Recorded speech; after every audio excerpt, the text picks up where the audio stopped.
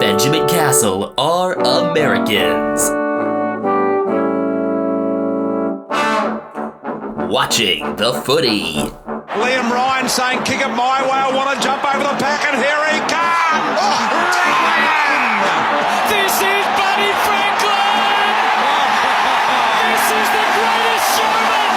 Got the handball off to Myers. Myers looking for the lead of Stengel. Gee, they're good. Gee, they're sharp. Razzle dazzle Rioli. Oh, who else? McDonald! Timber! From inside the centre square. Boys kick the goal. Boys kick the goal. From inside the centre. Foul. I can't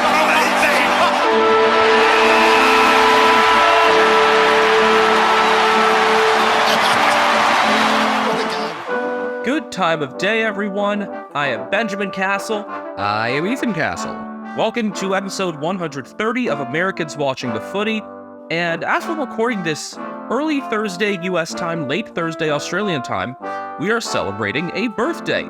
It is Brian Harambe, the Footy Cat's third birthday. He gets a really special present today. He's scheduled to go to the vet. And that means he'll piss all over your car. Oh yeah, really looking forward to that. How many layers of towels are you going to use? At least 3. Not enough. This is our round 24 preview. Only 3 true dead rubbers, but we know which clubs are the top 4, and we know 3 of 5 through 8. So there are a couple games in particular that will determine that last spot, and otherwise, a lot of the intrigue will come from retirements and sorting out where finals will be played. We know Collingwood are locked into a top 2 spot, and they can wrap up the minor premiership with a win over Essendon at the G. It's technically an Essendon home game at the typical Friday night time, 7:50 p.m. local, so 5:50 a.m. Eastern, 2:50 a.m. Pacific for us Americans. This is on Fox Sports 2, as pretty much every Friday night footy is. A pretty insane streak going on with this matchup. This will be the 61st consecutive head-to-head meeting between Essendon and Collingwood at the MCG. That goes back to round 19 of 1992. Of course, very memorable game. You remember that one, right? Oh, of course, Collingwood won that one by 22. Scored the only 3 goals of the 4th. Oh yeah, of course. I remember that play and that big performance by that guy. Actually, looking at the tables for this, Collingwood had 4 players whose last names started with Mick, which is pretty incredible. And they also had Saverio Rocca. The most amazing part about this streak, it is all in home and away play. They haven't met in the finals since they met twice in the 1990 series. And this is the 30th of 32 seasons in which they're doubling up. They doubled up in 1992, but the first meeting was at Waverley Park. For some reason, they only played on Anzac Day in 2016. And obviously 2020, they didn't double up.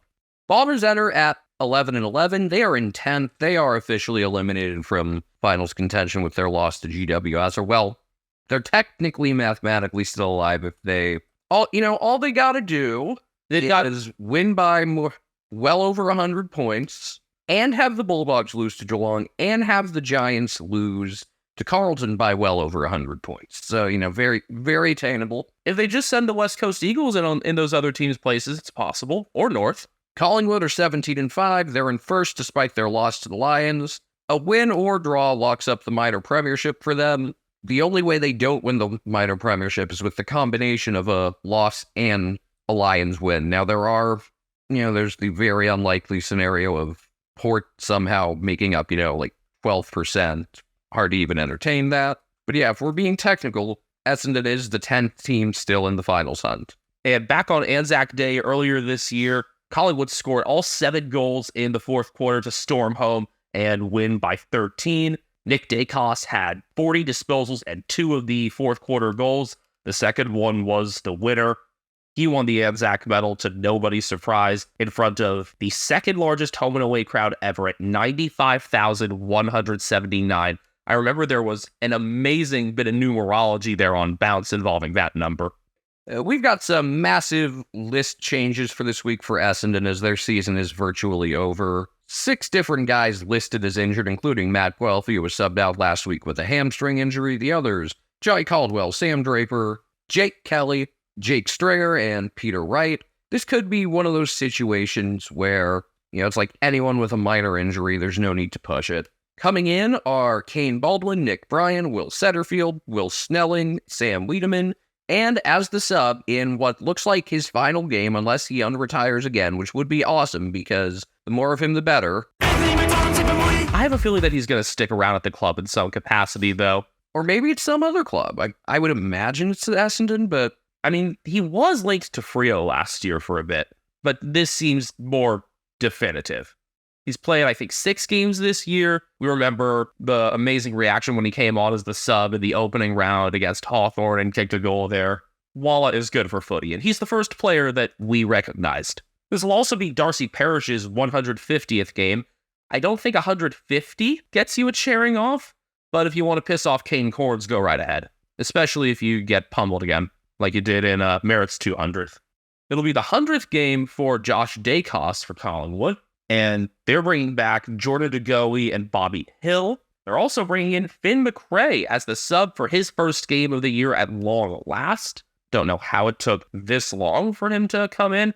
Watch for him to request a move at some point. I forget exactly what his contract terms are, but I would not be shocked if he tries to join up with Jack at the Bulldogs at some point. Bo McCreary was suspended for a dangerous tackle. They just accepted that one at one game. Nathan Murphy, with a combination of back and glute concerns, is held out, as is Jacob Ryan, who became the second Jacob to be injured on debut this year. I am excited to see Mason Cox in the lineup again. He's listed on the interchange bench. I think it was great the way they used him last week. His speed in the sub role was very, very, very fitting. Honestly, he actually did well in that role. No, he was their best ruck. Scott Pendlebury really benefited from Mason's hitouts last Friday, so look for that to continue. He outdid Darcy Cameron there, and having Cameron and McStay both in the forward line has worked well for Collingwood a lot of this year, and especially against Essendon, go with as many talls as you can. We've seen how that's worked before. Collingwood are 31.5-point favorites. Those lines largely come from before the list was out. This could be pushed out further now that we've seen how many Essendon players are being held out of this game, whether or not they're actually injured. What does it take for Essendon to actually win this game, Ethan? They just go out and play like it's their final game and just leave it all out there and don't completely shit themselves defensively. I think it's going to be tough for them to play that uncontested back half game like they try to do. Even with McCreary out, Collingwood should be pressuring enough, and I hope Finn McRae seizes the opportunity once he's brought in as sub. Would not be shocked if it's Mitchell or Pendlebury who comes off just as a management or even victory cigar thing, even though they'll also be off next week. We got 2 games starting at the same time to kick off Saturday footy, and both are dead rubbers. But I think there's some intrigue in each one. You can find some storylines as long as you put in the work. And as long as North don't tank like everybody knows they will, because when a Victorian team tanks, it's fine. Bring in a lottery. The Roos hosting the Suns at Blundstone Arena. That'll be, well, they're both at the exact same time, but 8:45 p.m. Pacific time on Friday, 11:45 Eastern time, and 1:45 locally. It's a Fox Soccer Plus game. The biggest question, will North win a game, or will they drop a 21st in a row? They'll drop a 21st in a row. They won't trip over themselves, as many journalists, including John Ralph, have said. Seriously, though, a lottery is a great anti-tanking mechanism, and I would say this even if I weren't an Eagles member. Give the bottom 3 teams the best odds for the top pick. Well, that'll be interesting this year because there's clearly a bottom 2. Anyway, North are at 2-20. The Suns, 9-13. They are in 15th after putting up a pretty good effort in their loss to Carlton. Game was scared there. These teams met back at round 6 at Heritage Bank Stadium. I'm more used to the new name now, but it's still Metricon to me, damn it. The Suns won that one by 43 behind a 5-goal performance from Ben King. Unfortunately, North did not rise to the occasion in Todd Goldstein's 300th game. Suns have won 5 of the last 6 meetings. You saying the thing about how it's still Metricon too reminds me of the Uniwatch shirt line where it's like, I still call it blank for the old American stadiums. Like, I still call it the Jake for the Cleveland Guardians ballpark, etc. Obviously, some changes this week for North between Jack Zeeble having played his farewell game and co-captain Luke McDonald doing his hamstring before Dusty humiliated him in the Roos even more. Those two and Dan Howe go out of the side, while Miller, not Miles Bergman, Callan Dawson, and Charlie Lazaro come in. Blake Drury was the sub last round, and he's an emergency again. One of their players who made a debut this year. He has still yet to kick a goal, so I'd love for him to get that opportunity in the finale. Don't think there's really much to read into this here. I like both of the Bergman brothers. I want Miller to get steadier opportunities. Miles made the 22 under 22 team, and a lot of Victorian fans in particular aren't happy about that because they don't see why Trent Rivers was held out ahead of him. I mean, it's a fan vote, and I'm surprised Rivers was out myself. I'm glad Bergman got the recognition, though. Very strong first half of the season from him, and had that 3-goal burst a couple weeks ago. It seems like a lot of it's off of name recognition. Bailey Smith and Sam Baconing getting in on down years, while someone like Ollie Henry, who had a really good season, didn't get in. So I wouldn't look too much into it. Bailey Smith getting in over Jason Horn-Francis is not right. On the Sun side of things, Alex Davies is playing for the first time since round 14. Darcy McPherson was the sub last week. He's back in the 22. And Chris Burgess, who I just had to Google to make sure Chris is indeed his first name, is playing for the first time since round 15 in 2022. Yeah, he's done very well in the VFL this year. He and Brody McLaughlin lead their goal count on 51 each, I believe. And so I wonder if some of this is keeping the guys playing in the twos fresh, keeping them on a game schedule heading into their finals. They're the minor premiers in the VFL, taking that on percentage over Werribee. I want one of the standalone clubs to win it, and obviously Werribee's the best chance at that. Rory Atkins, Bailey Humphrey, and Jack Lukosh has come out. It's an Achilles injury for Vinda, a finger for Bailey Humphrey, and Atkins is omitted. Interesting. Yeah, maybe they want McPherson to take up more of that carrying role. Not sure what Stephen King really is going to be offering up here at this point. Obviously, this will be the last game he is coaching for the Gold Coast Suns. Dimma's tenure officially begins following the round. It still feels weird to me, even though it's been a few days, looking at that presser and those photos and seeing him wearing that Suns polo. Suns favored by 25.5. I get the weird feeling that it'll be closer. Yeah, I mean, this game, you could tell me, pretty much anything, and I'd say, yeah, sounds right.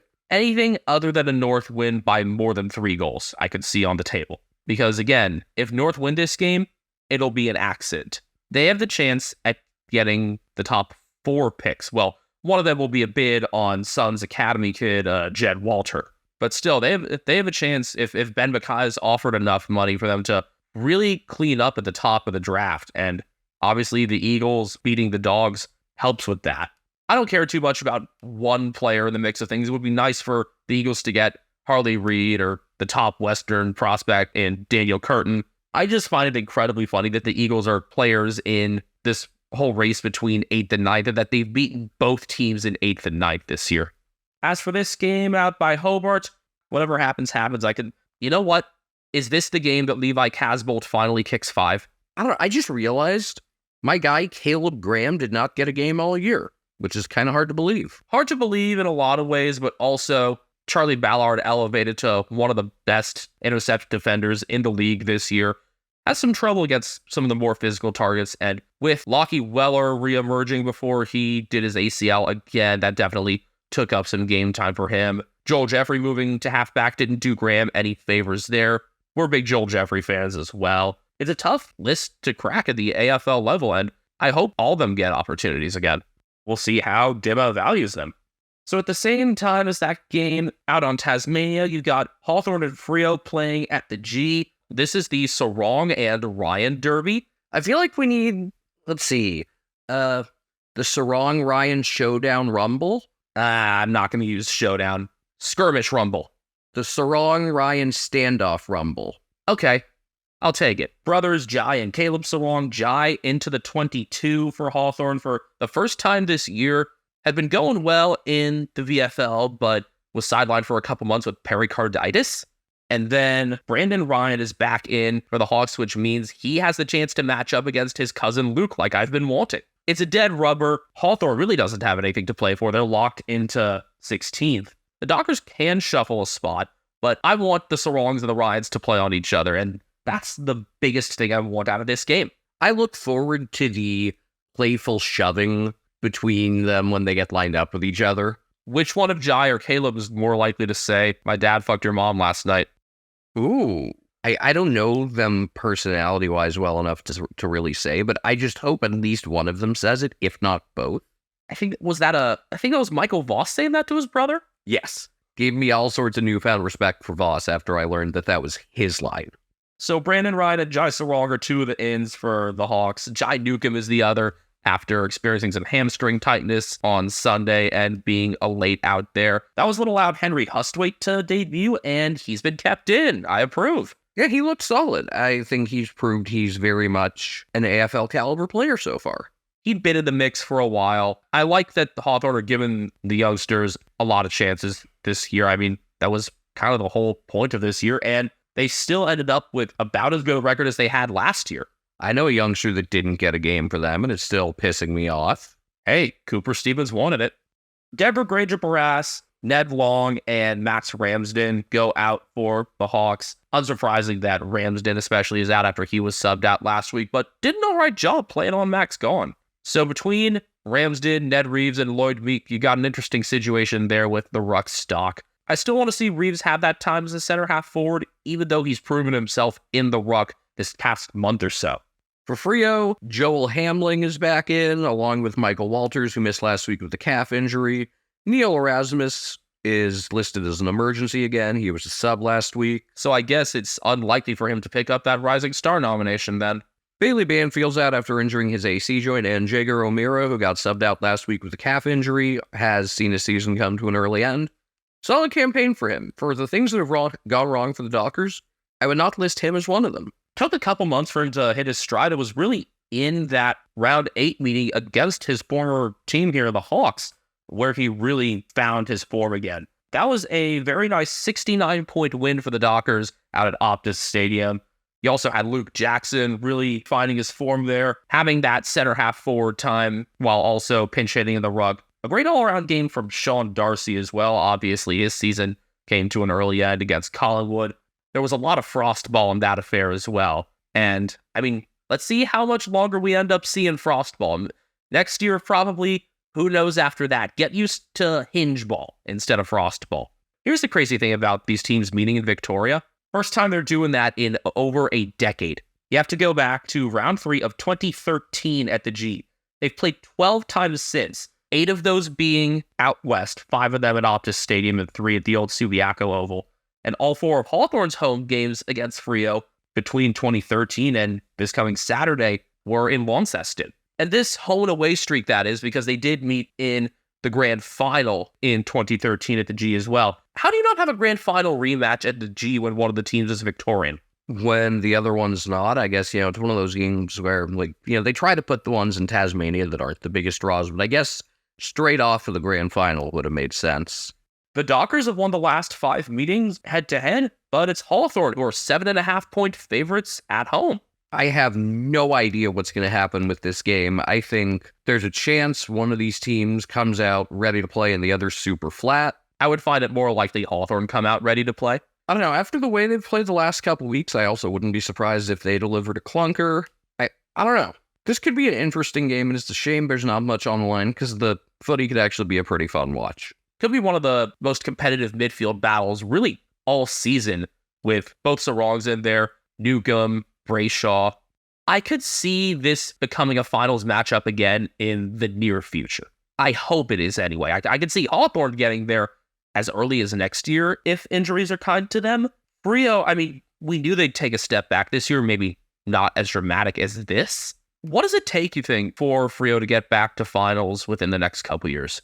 I think just rediscovering their identity, maybe some better health or reinforcements defensively. Maybe Heath Chapman's absence this year ended up actually hurting more than we realized, because we've said they've had some serious issues defensively. Chapman only managed 3 games this year at AFL level, was subbed out in the Dockers' home Western Derby. And yeah, I think his place in the lineup as maybe a mid-size intercept defender was really undervalued. And now I need to go into the bathtub again. I'm also keen on watching Tom Emmett in his second game.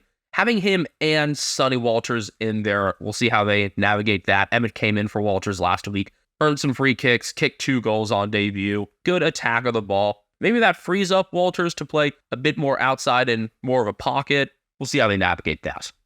Your midday Saturday game is one that, thanks to an upset last week, has a little less buzz around it and could end up being not quite a dead rubber. It's not a dead rubber. Still, a home qualifying final is on the line for the Lions. And I guess for the Saints, they could be fighting for a home elimination final. Yeah, I mean, especially because there's a decent chance that with a loss, they could end up going to New South Wales. So yes, Brisbane hosting the Saints at the Gabba. This one will be your 4:35 p.m. Saturday afternoon slot. That means 2:35 a.m. on the east coast of the United States, as well as in the tropical paradise of St. Lucia. And Friday night for us on the west coast at 11:35 p.m. St. Lucia. I remember somebody, one of our favorite athletes, who ended up an Olympian for St. Lucia. Do you remember who I'm talking about, Ethan? Yeah, Javid Best. Let's see how many of our listeners, other than John Roberts. Hi, John. I have no idea what to expect out of the Seahawks this year. Remember who Javid Best is. A great running back who, unfortunately, had his career derailed by concussions, starting from his time in college at Cal. One of the most exciting athletes we've both had the privilege of watching in person. I thought you'd go with, somewhere way further out. I thought you were going to mention something about Bhutan, or are you saving that for... No, I just literally clicked random country generator, and that was what it gave me. So that's what they do out here? The Lions are 16-6 in second after defeating Collingwood at Marvel Stadium last week, because of course they beat him at Marvel. If they'll be able to at the G, it would probably mean they win the flag. Saints are 13-9. They are in 6th after their win over the Cats. These teams met in round 15, a 28-point Lions victory. 4 goals won for Eric Hipwood, 9 intercept marks for Harris Andrews, saving him from Gill's wrath, and Jack Payne shut Max King out. He will not be able to do that this time because King's been managed. That's right. Max King has been managed. Your face. It's an ugly face. So I guess he'll have a 3-week gap in between games. In his first 4 games of this season, he had kicked 13 goals before Jack Payne held him without one.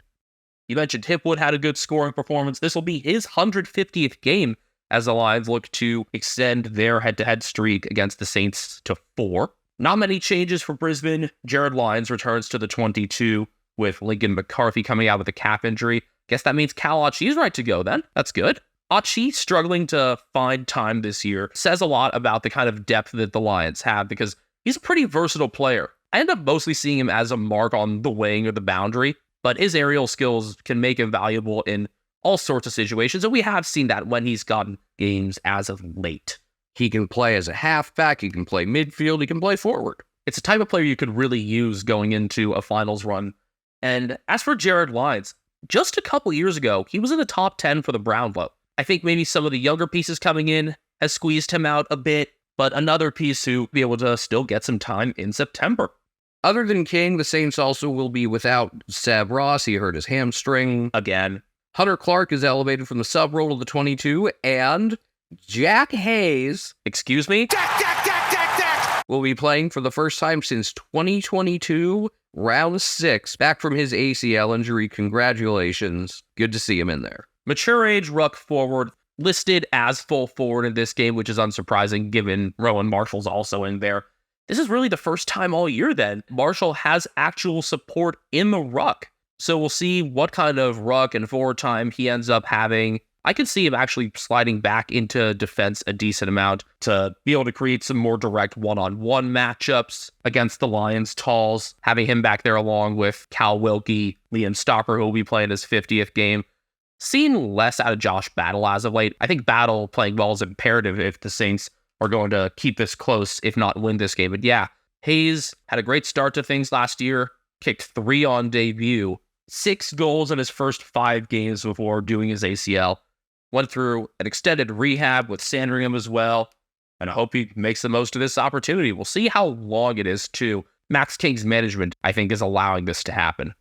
Lions favored by 29.5. I think that's a bit high, but I think it would be really funny if they finish the year perfect at home and then drop a final at home or something, which I could totally see happening. I could see them going out straight sets after they win all 11 home games. Which would be pretty frustrating considering how high their ceiling is. I mean, I'm not saying it's going to happen, but I wouldn't be completely blindsided if it did. As of now, they're matched up against Port in that first qualifying final. That's a matchup that has really depended on the venue. So super valuable for them to win this game and clinch home field advantage. 2 games late Saturday as usual. The game that Americans will be able to see on standard TV on Fox Sports 2 is a game that still does carry importance. Geelong and the Bulldogs out at the Cattery, 5:25 a.m. Eastern, 2:25 a.m. Pacific for us Yanks, 7:25 p.m. local time down the highway. These teams are just half a game apart, but 2 places apart, with the Cats getting eliminated from finals contention after their loss against the Saints last week. They're in 11th at 10-11-1. The Bulldogs at 500, 11-11 in 9th after losing to the Eagles. These teams have already met once this year. Round 12 at Marvel Stadium, where the Cats beat an inaccurate Bulldogs team by 22, thanks to huge game from Mark Blitzovs and then Gary Rowan serving as a spark plug. Cats have won 5 meetings in a row, and I think it's like 20 out of 23 or 21 out of 24 overall. But here's my favorite stat. They've won 16 straight home meetings against the Bulldogs, which includes 11 at Cardinia, 3 at Marvel, and 2 at the G. That includes 2 finals. That's the biggest reason I want to win, just to keep that run going. And also to give the Giants a final spot. Yeah, I mean, if you lose, it's not the worst thing. Could help with draft position, makes the final game of the home and away season more intriguing. So kind of a win-win, honestly. I'm intrigued by all these changes for the Cats. Best news of all by far is that 2021 number 24 overall pick Toby Conway, the 6'9" ruckman, will be making his debut. He played really well against Matt Flynn last week in the VFL, and I am excited. Another Geelong Falcon turned Cat. A lot of changes this week. Coming out are Tanner Broom with some sort of injury. Yeah. We don't know what, but something. Jeremy Cameron just had surgery on his AC joint and posted some really good stuff to Instagram, whacked out on painkillers.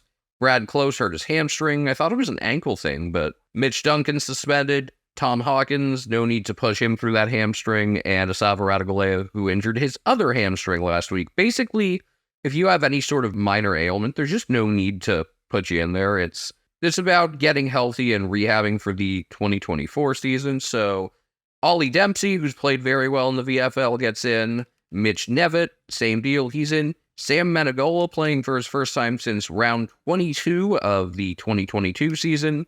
Oisin Mullen is in, and Reece Stanley will be able to go. I'm surprised that he's in there, but I guess it's just there aren't that many options, considering that Brandon Parfit's in after spending 3 weeks as the sub and only being good in one of them.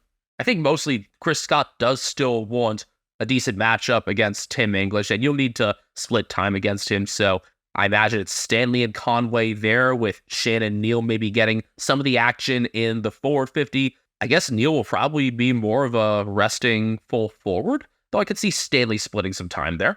Yeah, he's got decent enough hands. I'd like to see Neal's job be, kind of like take Liam Jones out of the equation as much as he can. As we saw last week, and as David King said with the numbers that he gave in that game against the Eagles, Liam Jones is really compromised as a defender when he's locked into a one-on-one. Out of the 100 defenders who have been forced into the most one-on-ones this year, he's a bottom half defender when he got someone playing right on him like Jack Darling did last week. So I would love for Shannon Neal to get that job on him. I'm a little surprised that Zach Toohey is listed as an emergency. I thought he'd be in to begin with. I wouldn't be shocked if he ends up as the sub. It would be cool, whether or not it's his last game with the club, he would get a nice ovation. Obviously, it is Isaac Smith's last game. It is also Jack Bowe's 100th game, and it'll be, I assume, pregame. They'll also do something to send off John Segler, who's retiring. Unfortunately, we only really got to see the little remnants of his career, because there was a time when he was a very strong ruckman. This year was not that time. On the Dogs side of things, we learned this week that Josh Bruce is retiring. I saw it coming after he injured his other ACL. We still disagree with the decision to move him to the back after his initial ACL surgery compromised his mobility in the first place. One of the rare times where Luke Beveridge actually made a change. And it wasn't a good one, so make of that what you will. 3 ends this week for the Bulldogs: Hayden Crozier, Toby McLean, and most importantly, Tom Liberatore returning out of concussion protocol after Gary Zimmerman made that very quick call a couple weeks ago out in Launceston. Who gets the job on Libba, you think? I don't know. I'd love to see Nevitt get a chance at him. I would think Tom Atkins is the most logical matchup, though. Atkins at stoppages, maybe, or everywhere? Or it depends on really how you deploy Mark O'Connor then, because O'Connor I could see running with Bontempelli. Yeah, I think that would make the most sense. And then maybe if Atkins comes off, you have Brent Parfit try to give it a go. That's the sort of thing that if this was a game that mattered for us, I would be like screaming about. But with nothing on the line, it's just kind of like, let's go see what we can do. Second straight year that nothing's on the line for the Cats in their home and away finale. Just very different circumstances there. And this time there's something on the line for the opponent. Something on the line big time there. The Dogs, again, in 9th, they've got to win to keep their finals hopes alive. And they have lost a couple important midfield pieces. Jack McRae experiencing delayed concussion symptoms after the Eagles game. He was subbed out in that one in the fourth quarter. And then Bailey Smith is out with illness again. Wonder if he never got over what was ailing him initially. Not sure there. But Smith has not been used in the right spots this year. We know that his name had been linked to Geelong, but the price is probably going to be pretty heavy, especially with the Cats having a better draft position this year. So I don't think anything's going to come of that personally. Taylor DeRay is also out. He was suspended for a rough conduct on Jamie Cripps in the fourth quarter. Didn't really slow down Cripps considering he kicked 5 goals. The Bulldogs are 8.5-point favorites, a very rare occasion where the Cats are underdogs at home. Is this game won and lost in the midfield? Probably, but we have a weird history of not getting completely overrun there. And it's going to be kind of weird looking at this game with, like, considering how important it is for the Dogs, that for us, it's kind of like, it's kind of like a preseason game. Just like, it's something. I mean, if you win, cool. If you don't, you just want to see good individual performances. One thing that I'm remembering from the earlier meeting this year was that game turned when Ed Richards went out with a hamstring injury, and obviously he's healthy now, and when the Dogs have been at their best, he's been a big reason why in the defensive half. I am going to mention one more time the first of the 2 meetings from last season. Oh, was that the one where Tom Stewart got concussed? Yes, Tom Stewart got concussed. Cats held on. Brian basically had to play halfback and did a great job. That was a great win. So it will be cool to get one more like fun, uplifting win over these guys. And again, I just want to see the Giants in finals. So even if the drama's taken out of Sunday, I want to see the Cats win for that reason.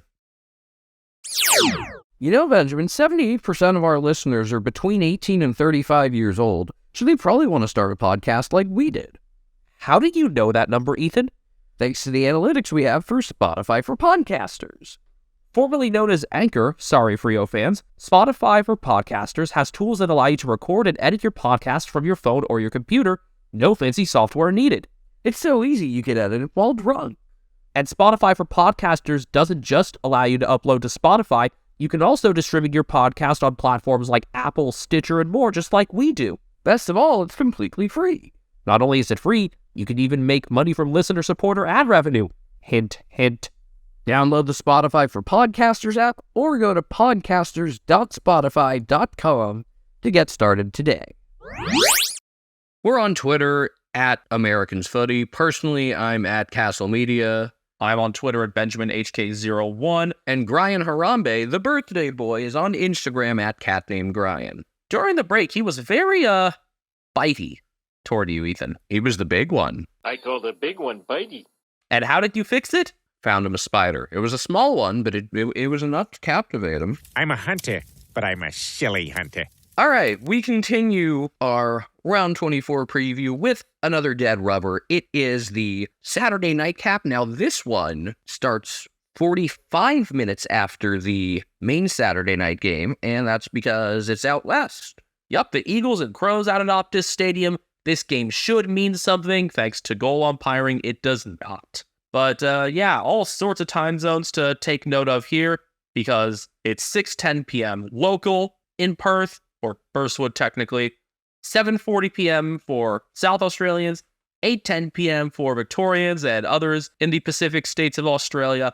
For Americans, 6:10 a.m. Eastern, 3:10 a.m. Pacific on Fox Soccer Plus. This is a big deal mostly because it's the chance for the Eagles to farewell Shannon Hearn and Luke Shuey, their two most recent captains, their Premiership captain and Norm Smith medalist, respectively.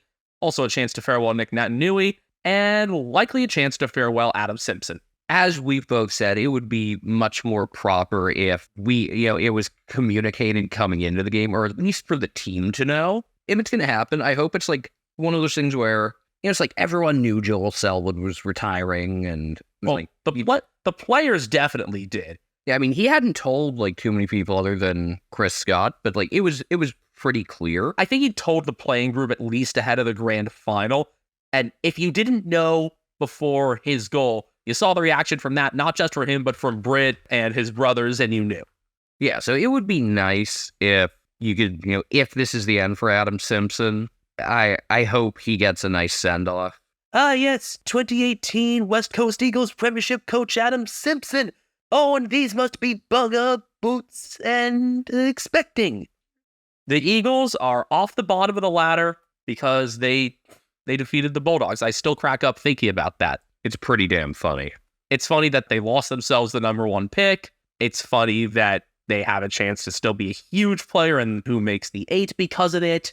There was definitely some Lovie Smith energy here in like the best possible way. You can't tank us, I quit. But the Eagles are at 3-19. They have exceeded last year's win total. Yes, they have, and we'll see if they have anything to play for. I think, they're going to go out and play for Hearn and for Shuey. In the unlikely event that North Melbourne win, I don't see them trying nearly as hard. I hope that the Suns do win that game in Tasmania, so the Eagles have nothing to play for other than their retiring players.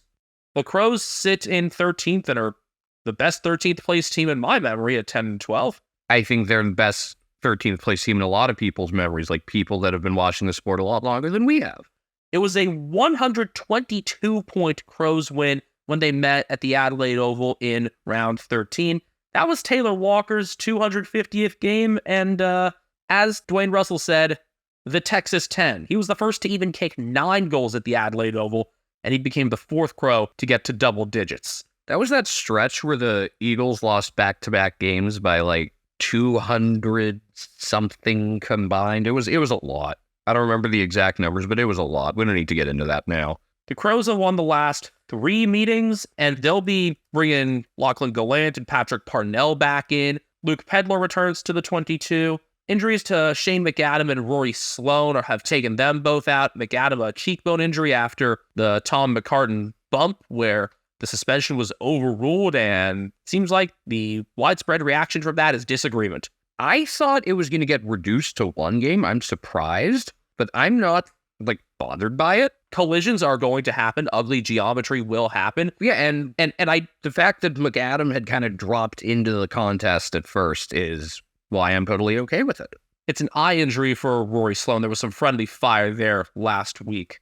Not a huge fan of Riley Thilthorpe being demoted. I wonder, maybe is some of that for sample finals eligibility? I have no idea. But he has not played as well as of late. He's a strong contested mark. I think maybe in the top 10 or 15 in the league there, but his kicking leaves something to be desired. It's going to be the 100th game as well for their ruckman, Riley O'Brien, who is a lot smarter than you think he is based on just the way he plays footy. Yeah, he plays like just some big dumb guy. No, he's going to be a doctor. He'd probably already do better concussion tests than Mark Fisher. The Eagles bring back Brady Hoff, Luke Shuey, and Shannon Hearn. Looks like Zane True is listed as an emergency again. No Campbell Chesser, no Jermaine Jones, and Elliot Yeo hurt his hamstring again because, that we don't even need to get into the whole bit. It's been established. I'm still going to play the glass bones and paper skin thing. You really don't need to. It's been established. Crows favored by 29.5. I think that's appropriate. Yeah, I think the Eagles play with some pride and dignity and don't get absolutely shithouse. Kind of like they did last year for the finale for Josh Kennedy. Yeah, except I don't know how they're going to try to make sure Hearn has 1,000 touches, and he's got to get at least 1 goal. Well, it would be amazing because he scored a goal in his first game. It may have been his first kick. It was a bomb from 60 meters out too, back in Subiaco. I imagine they'll try really hard to get both Hearn and Shuey a goal. I would love for Zane True to be the sub again. Had a great impact last week. kicked a goal himself, helped set up another, didn't get an assist, but a really important tap to Tim Kelly, who got the assist. And then he was the inspiration for our episode art, which I think was one of my best jobs yet. The fact that I got a photo of him sticking out his tongue as well makes it even better. Go look at it again if you haven't, you'll pick up on it. Sunday, Sunday, Sunday, no overlaps. Wait, what? Yeah, Port Adelaide hosting Richmond at the Adelaide Oval to kick things off. Just in general, I mean, back a few rounds ago when this schedule was created, a lot more drama was expected, so that's why it's a very odd schedule for this round. Turns out a lot of that drama already happened last weekend. I mean, there's possibly something on the line here. The Power could at least be playing for third. They could be playing for second. If the Saints beat the Lions, as unlikely as I think that is, yeah. There's also, a world where Collingwood lose by like 100 and Port win by 100 and the Lions lose or tie and then Port wins the minor premiership. But more likely, it's just going to be about third versus fourth, where Port enters Sunday's game 4 points ahead of the Demons. Port at 16-6. They are in third, having beaten Freo. The Tigers, 10-11-1. They are in 12th after beating North. So this game gets underway about 40 minutes earlier than our usual Sunday opener, which I'm a fan of. So noon locally at the Adelaide Oval, 12:30 Eastern Time. For us in the U.S., 7:30 p.m. Pacific Time, 10:30 p.m. Eastern Time. This is a Fox Soccer Plus game. Port and Richmond have played some very entertaining contests in the past. I guess the intensity wasn't quite there, or the closeness at least wasn't the past couple times. Richmond did work it back to be a 10-point game in round 11 at the G by the final siren, but Port had held that game for a while. Port kicked 10 goals, 17, and they were the first team to win without a multiple goal kicker since the Jack Noon's siren game in 2020, and the first in a game with 20-minute quarters since the Crows in 2019. Zach Butters was Port's best, Miles Bergman had a good game, and Tim Taranto kicked 4-1 in defeat. Was that the holy fuck game? No, just check. That was the game they won against Hawthorn. Taranto kicking 4 goals, though, was very surprising, and on a day where he didn't have as many touches, it helped me in fantasy. In the 9 years that the Adelaide Oval has been the Power and the Crows' AFL home, Port have hosted Richmond there all of those years, including twice in 2020. The round 11 game was the game that really hooked me again on the sport after the pause, after round 1, and then the 46-40 wet preliminary final. The game where Peter Laddams punched Tom Lynch in the dick. That was the prelim? I believe so. Right, I think Laddams, I forget if he scored the opener in that round 11 game, but I know he scored a really nice goal. No confirmed changes for the Power. Remember, we are recording this where we only have the extended teams for Sunday, but Bryn Teakle and Dante Vicentini are on the extended bench. I mean, there's a world where, if the Lions win and it's just a matter of, do you go to Brisbane or do you face Collingwood away? Port could just end up playing like a partial team and sit some guys. I wouldn't be shocked if they made some late changes to do that. I would expect it less given that you have the pre-finals by now. Yeah, but still, just not having guys hurt. Yeah, Travis Boak is on the bench as well. He came in there too. He and Evans have been subs lately, so we'll see where that lies. We also know that Tom Jonas is retiring at the end of the season. This could be his last game. Who knows, considering how Ken Hinckley has been willing to drop his captain. So I would not be shocked to see him honored after this game. They will obviously get one more home contest, considering they're in the top 4. But if his selection isn't certain, then there's that. Yeah, it would make more sense just to do it now. Avoid any sort of weirdness. And avoid it coming after a home finals loss. We've seen enough finales like that. And just finals loss finales in general. Like Freo getting beaten pretty thoroughly by Collingwood last year at the G, and then still having to carry off David Mundy. He got his finale at home, though. With Trent Cotchin and Jack Revolt having played their last games for the Tigers, and Dion Prestia also being managed, you got 2 youngsters who made their debuts this year in Sam Banks and Jacob Bauer returning to the 18. Ryan Mansell and Ben Miller are on the extended bench. And then 2 potential debutants for the Tigers on that extended bench as well. Pick 17 from 2021, medium defender Tom Brown, and James Trezise, I think is how you pronounce it. Mid-season draft pick, an elevation from their VFL list. So something to watch there. I would not be surprised to see another debut in there with those spots opening up after Cochin and Revolt retired. I think a lot more will have to flow through Tim Taranto and maybe Jaden Short as well. I could see him playing on the forward side of the center square in bounces. Would love to see him get another goal or two from long range because he's found that again. Will Bauer do the Harlem Shake? I'd like to leave that in my middle school days. It was a high school thing. It was fun. It was, it didn't last long, but it was fun. Port favored by 39.5.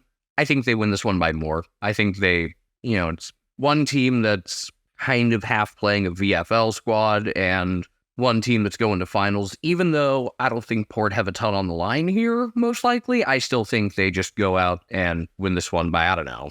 I'm going to go with like 130-71. Okay, so a 59. Okay, 59 Port margin.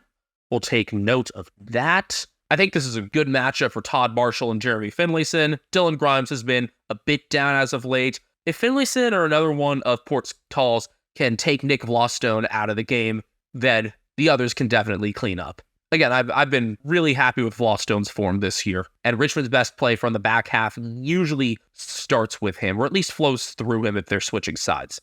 Your middle game on Sunday, or well, still our Saturday, it's bound to mean something.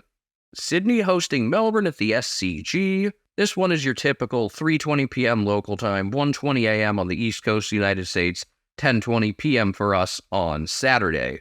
Although, I wouldn't blame American audiences for being checked out after slamming like 30 beers during the Vanderbilt-Hawaii game. Ah yes, Week 0 college football is a beautiful thing, and don't let anybody tell you otherwise. I mean, FIU Louisiana Tech will only have been over for like a little over an hour at that point. I don't know, personally, I think the game to get belligerently drunk during is UMass at New Mexico State. Well, we know somebody who's going to be watching that game. Oh yeah, Rick. Yeah, Rick Schiavone, who, as we mentioned, we met this past Saturday after his LA Dragons came up to face the Golden Gate Roos. He's an Aggie. Yeah, I'm excited for that game especially. What does CTE stand for? Cool teams everywhere? Football. Watch it every day on TV. I think Rick's also someone who would get that joke, so even better. Hope he's still listening. Anyway, this will be a Fox Sports 2 game. Swans are 12-9-1. They're in 7th after beating the Crows, technically, sort of, I guess. I mean, in the standings accounts. I think the Crows have morally made the finals. Yes. Any Palms in Adelaide should get a kick out of that. These are 15-7. They're in 4th after their win over the Hawks. These teams met back in round 3, and it was kind of the we demand to be taken seriously moment for the Ds, as well as the Swans might actually have some problems. A 50-point win for the Demons. They kicked 21 goals, and Jacob Van Rooyen had 3 in his debut. He was the first Demon to kick 3 goals on debut in 31 years. That's kind of hard to believe. For Sydney, Joel Amarty's back in the 18, coming off his hamstring injury. Lewis Melican and Matt Roberts are on the extended bench. I'd like Melican in there. He's allowed Nick Blakey to do more. And he's also taken some of the heat off Dane Rampy, who admittedly has played better since coming back from his own injury. I would like Melican and Rampy to get the chance to play together. They've already taken out Aaron Francis, though, so a bit more difficult to find that spot there. This is Tom Hickey's 150th game. He will be retiring at the end of the season. The inaugural member of the Four States Club. And still 0 bounces. There's still time. It would be really funny if, he's got the ball right at the end of the game and he just takes a bounce for no reason. You know what? No. Give me bounces for both Tom Hickey and Max Gawn in this game. I think that's the best outcome here. Max Gawn game 201, Tom Hickey game 150, both bouncing for the first time. Just remember, George Gawn has bounced more times than Max. No confirmed changes yet for the Ds other than a new sub because Josh Shackey has been left out of the extended bench. Chance for Bailey Fritsch to return at last. Remember, he got injured early on in Alice Springs. That's allowed Jake Melsham to come in. And so those two will, in all likelihood, be in together. You got to find a way to work in all of Fritsch, Melsham, and Chandler at this point. Honestly, I think Chandler may end up being the one to get dropped, unfortunately. I don't think so. They'll find a way. Well, they've already dropped James Jordan, so problem there. I would hate for Tom Sparrow to be the victim after the game that he had last week. It's a tough call. That's why I'm thinking the Chandler could end up being the one held out come finals. You've also got to maybe factor in Tom McDonald as a potential swingman. Between him and Joel Smith, you've got things to figure out in terms of who can be that extra man, either in defense or up front. Which of them is the sub? Joel Smith has done really well as the sub in the time he's had there. I think that's got to stay. Also on the extended bench, Daniel Turner, who I think got hurt on his debut last year, and the undefeated king of the AFL at a grand 4-0, Tajwa Woden. Yeah, we've really fallen from the Jake Bowie and Frank Evans and Dylan Williams streaks. So, we mentioned Tom Hickey, who is retiring at the end of the year. Buddy Franklin is being honored. They'll do a pregame lap for him, assuming Paddy McCartan will also get some recognition. He's retiring as well with the prolonged concussion issues. Swans favored by 3.5. I feel like they are going to get that emotional boost from the crowd, but I don't know. I tip the D's here, but Sydney will almost certainly have more to play for. So maybe I'll switch that one back. Well, at this point, Melbourne will know if they'll be able to move up into third. And honestly, if I were them, I wouldn't want to move up into third if Collingwood are first. I'd rather press my luck in another game against Collingwood at the G rather than going to the Gabba. I doubt that'll really factor into things, but the out-of-state home field advantage is definitely real, especially come finals time as of the past few years. Looking at the extended bench for the Swans, I will also mention Ryan Clark is there. We saw how well Finn McGuinness limited Clayton Oliver last week and how salty Simon Goodwin ended up being about that. I would put Clark in and put him on Oliver again, or maybe even switch him to Christian Petrarca. All right, it is time to preview the 207th and final home and away game of the season, Carlton hosting GWS at Marvel Stadium. I love that people are complaining about how late this starts, as if 6 p.m. on a Sunday is super late. 6:10 p.m. is not that late. Game ends by 9. Unless you have to go all the way to, like, Echuca, your kids will be fine for school in the morning. And if you're not, fuck them kids. Look, think about Sunday Night Football in America. That starts at, 8:20 p.m. local time usually on the East Coast? Toughen up. Anyway, 6:10 p.m. local time, 4:10 a.m. on the East Coast of the United States, 1:10 a.m. for us on the West Coast. This is another Fox Sports 2 games. We'll have back-to-back FS2 games to finish off the home and away season. My question, how long will they stick with, the end of the Sydney-Melbourne game with the teams in the room, or will they show the blessed montage? I'm not sure if they'll show the montage. It depends on how late the game ends up going, because once it hits the top of the hour, 4 a.m. Eastern, 1 a.m. Pacific, they usually switch. And usually there's 2 or 3 minutes of commercials before that. So I think 3 minutes before the top of the hour, regardless of what's going on, they'll switch. For those of you that don't know about the montage, I think we mentioned it before. I forget. We mentioned it last year. Basically, when there's filler time after an AFL or NRL game on any of the Fox Sports affiliates, especially FS2, they show this weird, 2012, I think it was? 2013. Yeah, 2013 Sydney Roosters montage with EDM playing, and it's become an indispensable part of our lives. There was one other montage recently, though, with some other rugby team that I couldn't place. I think it was still rugby league. It wasn't any team that I recognized. It was red and white stripes. I didn't think it was anything in the NRL. Wondering if it was some sort of representative side. I don't know, but I've been enjoying it. It's we've been watching this for 4 years, and it's still here, and hopefully it's here for a long time. The montage.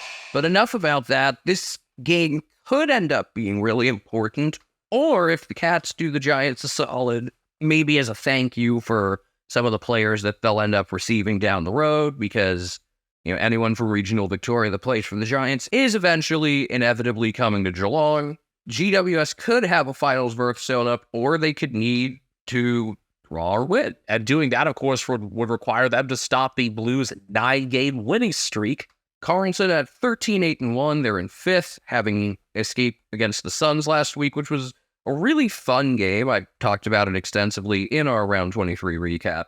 Great game all over the oval for Charlie Curnow. Maybe his best all-around game for the year. Yes, he's kicked huge bags against the Eagles, but he's much more than just an inside 50 target. I like Daniel Gorringe pretending he had ripped his eyelids off. Giants 12-10. They're in 8th, having absolutely shitted on the Bombers last week. Record score for them, record margin of victory. Shitted on is grammatically correct, by the way. 3 Ds. Not necessarily. It can be with 2 T's. Both are acceptable, but it's grammatically correct. That's my whole point. I don't want to think about this round 3 game. Yeah, the Blues should have won by a lot more considering they kicked 9-20, but teams combined to kick 1-9 in the fourth quarter, and that one goal was from an arms-out descent call against Steven Canelio. Nick Newman, that was one of his better early season games. He's been in great form lately, so maybe this one goes under the radar, but he held Toby Green goalless in one-on-one matchups. This will be the 3rd season in a row that these teams have doubled up, and I remember during our preview, we talked why do they keep matching these teams up? This seems really random and not all that exciting. And between 2012 and 2019, it had only happened once. And now 3 years in a row. Are Zach Williams and Caleb Marchbank that important to this rivalry? For Carlton, they've got some major returns, assuming they are going to get some of these guys returning from injury a game heading into finals. Adam Chera, Mitch McGovern, and Sam Walsh, all back in from hamstring injuries into the 18.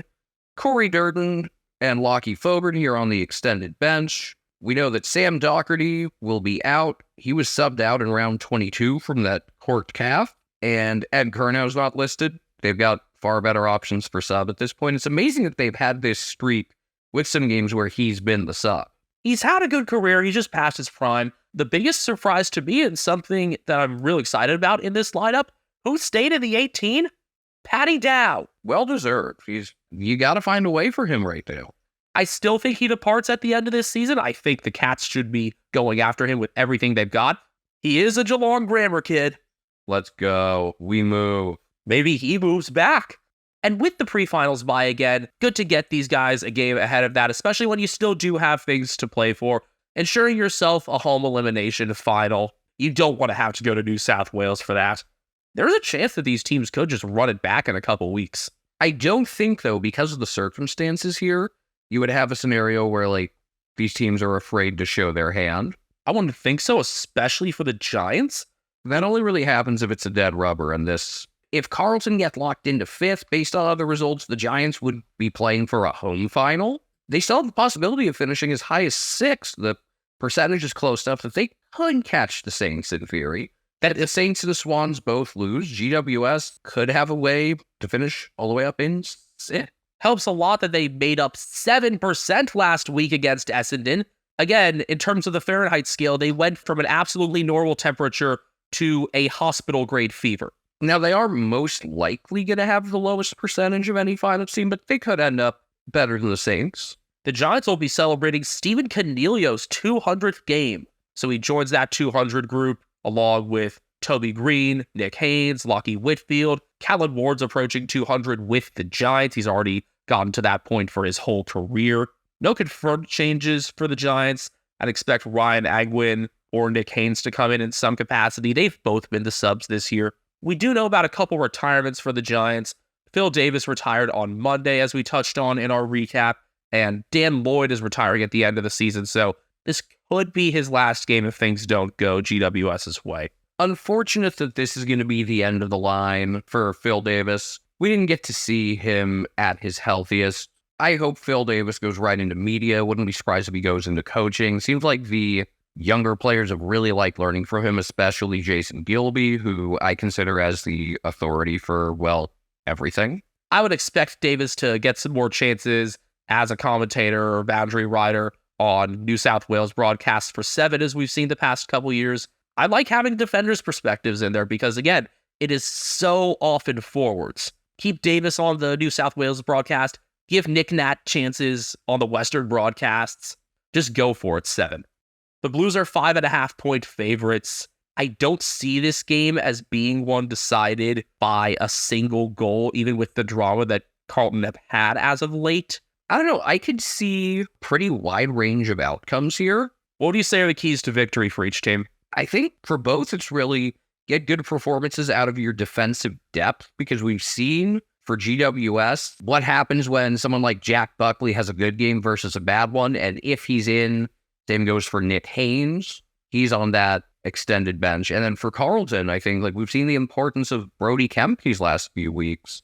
And if he keeps playing well, that really takes them to a new level. Sam Taylor is pretty obvious to get the job on Charlie Curnow. Yeah, that seems like really a no-brainer. And then I'd imagine Jack Buckley on Harry Mackay, maybe have Connor Iden a bit looser. I'd like Harry Himmelberg to take on Tom DeConnie. Ooh, that could be fun. Yeah, Himmelberg has ended up taking some of those ruck matchups sometimes. Went up against Tim English when they faced the Bulldogs, something to factor in there. I think Carlton will need to be pressuring on their half-back flanks really well, trying to restrict the impact of Toby Bedford and Brent Daniels. If you can restrict the ground for GWS, even if it means they still have a bit of room in the corner, just the fewer lanes for them to navigate, the better for their opposition. So, for the final round of the home and away season, Ethan, who is your main character pick? Does it come from this last game? Yeah, I'm going with Tom Jonas. I think he's going to get a goal. There's going to be a really nice moment.